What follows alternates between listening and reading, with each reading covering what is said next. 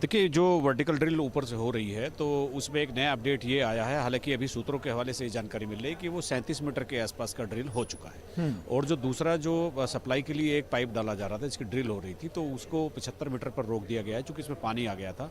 लेकिन जो दूसरा रेस्क्यू का जो पाइप है, जो 1 मीटर से भी चौड़ा है, उसमें उसकी गति, उस अभियान की गति थोड़ी ठीक है और इतनी गति इतनी धीमी नहीं है।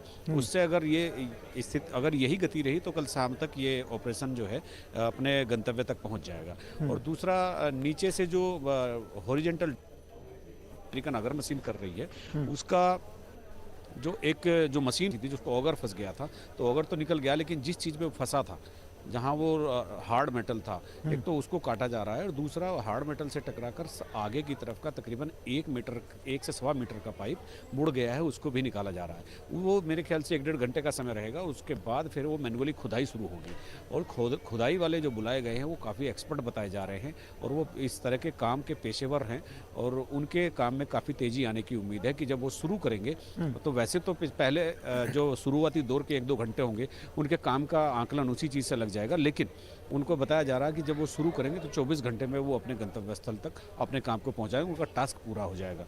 और चूंकि ऑगर मशीन के पास भी पहले 2 टास्क थे, एक तो ड्रिल करना और एक पाइप पुश करना। अब ऑगर को अब वो ड्रिल नहीं करेगी, केवल पुश करेगी। खुदाई वो करते हुए जाएंगे और मशीन पाइप को पुश करेगी।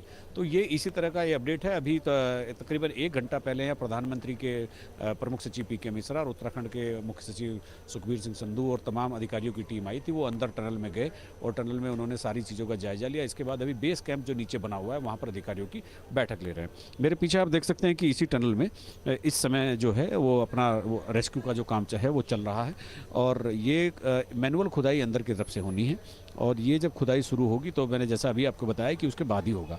आज रेस्क्यू ऑपरेशन का 16वां दिन है और 41 लोग अंदर फंसे हुए हैं। उन्हीं को निकालने की जद्दोजहद में कई तरह के प्लान यहाँ पर चल रहे हैं। लेकिन लास्ट जो 2 प्लान हैं, एक तो अंदर वाला है जिसमें मैनुअल खुदाई होनी है और एक दूसरा जो वर्टिकल चल रहा है, जो तकरीबन मैंने अभी आपको बताया, जो सबसे पहले हम अपने दर्शकों को अपडेट दे रहे हैं कि 37 मीटर की वर्टिकल ड्रिल हो चुकी है। तो इन दोनों पर अब सभी की निगाहें टिक गई है।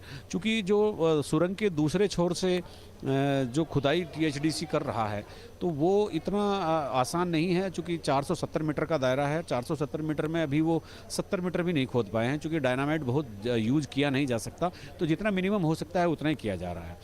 और इसके अलावा एक और बाईं तरफ से हॉरिजेंटल माइक्रो ट्रल का काम चल रहा है, लेकिन उसमें भी समय लगेगा। यही 2 प्लान है, एक तो अंदर से मैनुअल खुदाई वाला और एक वर्टिकल ड्रिल वाला। यही सबसे जल्दी होने वाले हैं और सभी का ध्यान इसी पर है और इसी पर पूरी सरकार ने, पूरे सिस्टम ने फोकस कर दिया है। जी अजीत, मैनुअल खुदाई की बात की जाए तो यह ऑप्शन पहले भी था प्रशासन के पास में, लेकिन जब मैनुअली खुदाई की बात आई थी तब मुसीबत ये थी कि जहां जहां पर खुदाई की जा रही थी वहां पर ऊपर से मलबा और आ जा रहा था। तो ऐसे में जो हॉरिजॉन्टल खुदाई की बात की जा रही है, ये चुनौतियां फिर से आएंगी, उसको लेकर क्या कुछ अलग से प्लान बनाया गया है?